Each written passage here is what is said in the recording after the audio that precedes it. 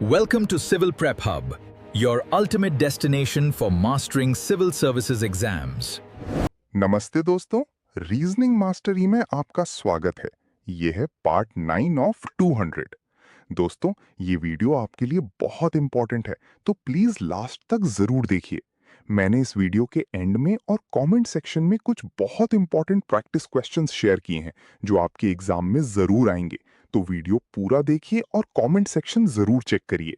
चलिए शुरू करते हैं। नमस्ते दोस्तों, आज का टॉपिक बहुत ही इंपॉर्टेंट है। आप पार्ट 9 में हैं और आज हम अल्फा न्यूमेरिक सीरीज के बारे में डिटेल में सीखेंगे। ये topic SSC, CGL, IBPS, PO और यूपीएससी प्रीलिम्स में हर साल आता है। अगर आपने ये टॉपिक अच्छे से समझ लिया तो एग्जाम में 2-3 मार्क्स पक्के हैं। तो चलिए एक एक कॉन्सेप्ट को डिटेल में समझते हैं। अल्फा न्यूमेरिक सीरीज के क्वेश्चंस में आपको लेटर्स और नंबर्स को मिलाकर सीरीज कंप्लीट करना होता है, जो कि बहुत चैलेंजिंग हो सकता है। लेकिन हम स्टेप बाय स्टेप इसके कॉन्सेप्ट्स को समझेंगे ताकि आप इजीली इन क्वेश्चंस को सॉल्व कर सकें। अब चलिए शुरू करते हैं।